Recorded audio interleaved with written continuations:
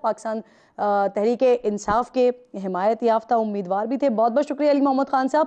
سب سے پہلے تو یہ کہ وفاق میں تحریک انصاف کے حمایت یافتہ 93 امیدوار جیتے تھے، جن میں سے ایک تو نون لیگ میں شامل ہو گئے ہیں. پنجاب سے 183 آزاد سے کتنے امیدوار ہیں جو آپ کے حمایت یافتہ ہیں 138 میں سے؟ بہت شکریہ. بسم اللہ الرحمن الرحیم. اللہم صلی وسلم مبارک علی سیدنا محمد وعلی آل محمد.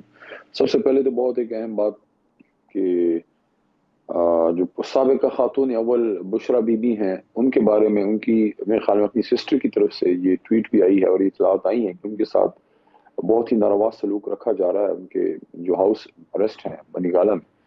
تو ان کو بالکل وہ تمام جو کسی بھی قیدی کو سہولیات ہوتی ہیں پریزن رولز کے مطابق وہ ملنی چاہیے. اس میں ٹہلائی ہوتی ہے، اس میں آپ باہر نکل سکتے ہیں کچھ وقت کے لیے اور آپ بات کر سکتے ہیں فون پہ. تو ان کے ساتھ بہت ہی ان ہیومن ایکٹ کی اطلاعات ہیں اور ہمارے وکلاء نے ویسے بھی اپلیکیشن جمع کی ہے کہ ان کو واپس اڈیالہ جو ہے وہ شفٹ کیا اڈیالہ جائے، منتقل کیا جائے.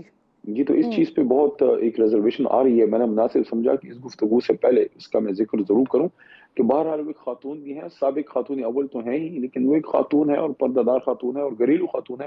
زیادہ کوئی پولیٹکس میں ان کا کوئی رول کوئی خاص نہیں ہے، کبھی پبلک لائف میں ایسے نہیں آئی. ان کے حوالے سے الزامات اور یہ چیزیں تو چلی، جس پہ جو کیسز جس طرح سے ہوئے وہ ایک علیحدہ بحث ہے. لیکن ایز اے ہیومن بینگ اور ایز اے خاتون قیدی، جو عام قیدی خاتون کو بھی سہولیات حاصل ہیں کم از کم وہ تو ملنی چاہیے. تو بہت غلط رویہ ہے اور میں سمجھتا ہوں کہ اس کا نوٹس عدالت کو لینا چاہیے.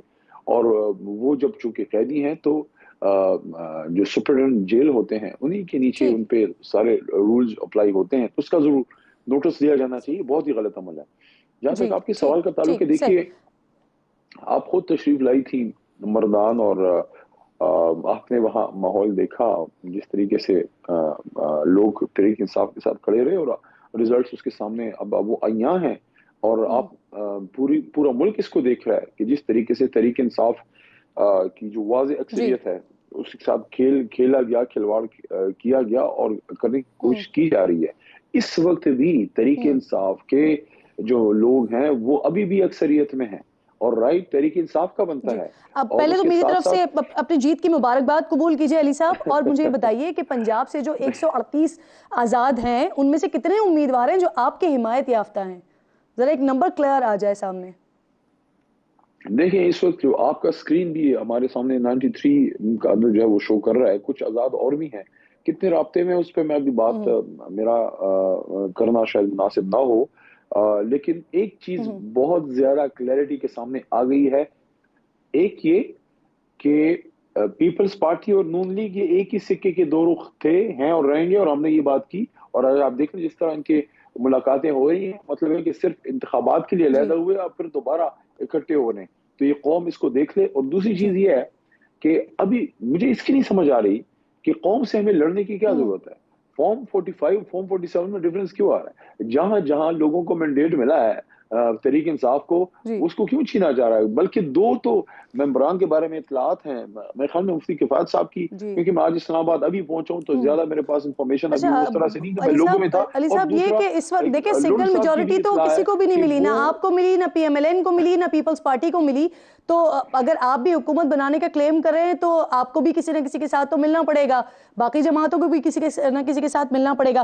اب یہ بتائیے کیونکہ اطلاعات کچھ اس طرح کی آ رہی ہیں کہ آپ کے جو حمایت یافتہ امیدوار ہیں جو کینڈیڈیٹس جیت چکے ہیں وہ دوسری پارٹیز میں شامل ہو رہے ہیں. آپ لوگوں کی کیا حکمت عملی ہوگی؟ کیونکہ کوئی قانونی قدغن ہے نہیں آپ کے پاس اپنے لوگوں کو، اپنے ممبران کو روکنے کی، تو حکمت عملی کیا ہے آپ کی؟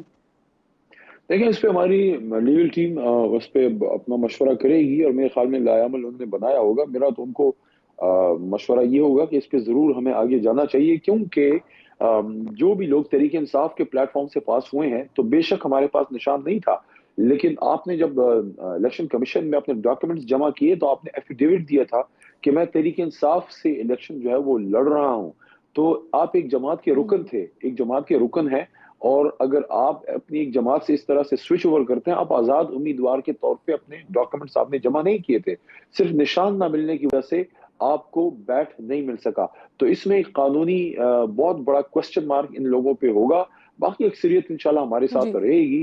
اور دوسری چیز یہ ہے کہ جلدی اس بارے میں بھی فیصلہ آپ دیکھ لیں گے کہ ہم نے اب آگے کیا لیبل بنانا ہے, کیونکہ 93 سیٹس اور اس میں کچھ مزید آ رہی ہیں. دیکھیے جو فارم 45 ہے اس کے حساب سے ہمارا 150 160 کراس کر گیا تھا. تو یہ جو ہمارے ساتھ گیم کھیلی گئی ہے, یہ جمہوریت کے ساتھ ایک کھلواڑ ہوا ہے اور ہو رہا ہے, جس پہ آج ہم نے ایک پرامن احتجاج بھی ہمارے لوگوں نے دیکھیں آپ کے پاس نشان نہیں ہے, آپ کو خصوصی نشستوں کا تو ایگزیکٹلی میں اسی پہ ہی آ رہی تھی, وہ تو آپ کو نہیں ملیں گی. اب علی صاحب آپ لوگ بات تو کر رہے ہیں کہ حکومت بنائیں گے, لیکن حکومت کیسے بنائیں گے, اس کے لیے کوئی حکمت عملی, یا آپ لوگ تو کسی سے بات کرنے کو بیسکلی تیار نہیں ہیں؟ نہیں دیکھیے, دو جو جماعتیں جو پاکستان کو اس حالت میں پہنچانے کی ذمہ دار ہیں, ان کے ساتھ تو مجھے مشکل ہی لگ رہا ہے ان کے نون یا پیپلز پارٹی کے ساتھ بیٹھ کے کہ اس کے علاوہ باقی جماعتیں 2 3 3 4 یہ نشستیں ہیں, تو ان سب کو ملا کر بھی تو نمبر تو نہیں پورا ہوتا. دیکھیں میں تو ایم کیو ایم سے بات کرنے کو تیار ہیں کیا؟ دیکھیں میں تو اس بات کا قائل ہوں, ایم کیو ایم نے ہمارے ساتھ ماضی میں کام کیا ہے, جماعت اسلامی نے بھی کیا ہے. میں اس بات کا قائل ہوں کہ حکومت آتی جاتی رہتی ہے, اپنی جماعت کے نظریے پہ کبھی کمپرومائز نہیں کرنا چاہیے. آپ یہ دیکھیے کہ سب کچھ خلاف تھا, لیڈر کو جیل میں ڈال دیا گیا, نشان ہم سے لے لیا گیا, ہمارا جھنڈا آج بھی آپ نے ایک رپورٹ دیکھی ہوگی کہ خاتون اور بچے بیٹھے ہیں اور ان کے والد کو گاڑی سے اتار لیا گیا کیونکہ گاڑی پہ پی ٹی آئی کا جھنڈا تھا. تو کیا پی ٹی آئی کا تھا یا بی جے پی کا تھا؟ پی ٹی آئی پاکستان کی ایک جماعت ہے, آج بھی سب سے زیادہ سیٹیں لینے والی جماعت ہے. علی صاحب تو یہ ساری وہ عوام چیزوں نے کے فیصلہ دے باوجود دیا قوم نا, کھڑی بڑی ہوئی ہے. تعداد میں آزاد امیدوار جیتے, بالکل ہمارے سامنے نمبرز 93 کا نمبر آ رہا ہے. آپ مجھے یہ بتائیں, آپ کہہ رہے ہیں کہ ایم کیو ایم نے آپ کے ساتھ ماضی میں کام کیا, تو کیا آپ لوگ پلان کر رہے ہیں ایم کیو ایم سے بات کرنے کے لیے؟ میرے خیال میں اس پہ کور کمیٹی میں بات ہو سکتی ہے. پہلے ہم اپنا ایک کنسنسس بنا لیں, اس کے بعد ان سے ماضی میں خان صاحب کے ساتھ انہوں نے مرکز میں کام کیا ہے, جب تک ساتھ اکٹھے تھے تو اچھی ورکنگ ریلیشن شپ تھی.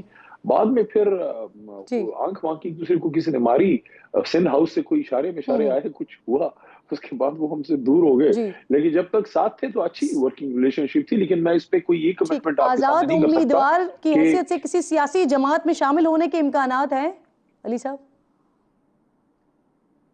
میرے خیال میں اس پہ سوچا جا رہا ہے, لیکن اس میں ایک آپشن اور بھی ہے, تو وہ تھوڑا سا بھی قبل از وقت ہے. ایک دن آپ رک جائیں تو اس پہ بھی کلیئرٹی آئے گی, کیونکہ ہم یہ سمجھتے ہیں کہ ہماری جماعت انٹیکٹ ہے اور ہماری جماعت جو ہے وہ رجسٹر ہے, خدا نخواستہ ڈسبینڈ نہیں ہوئی.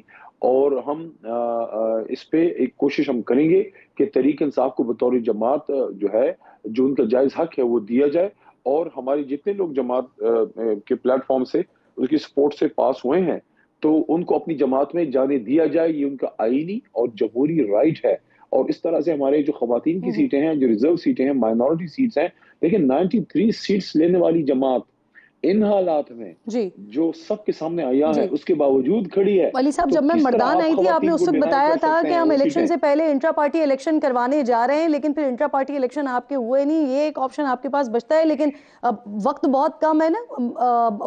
یہاں پہ نتیجہ الیکشن کمیشن کی طرف سے حتمی اور سرکاری نتیجہ آ جاتا ہے, اس کے بعد صرف 72 آورز ہوں گے آپ کے پاس, تو وقت بہت کم ہوگا. کیا حکمت عملی ہے آپ کی اس پہ؟ میں نے آپ سے بات کرنی ہے.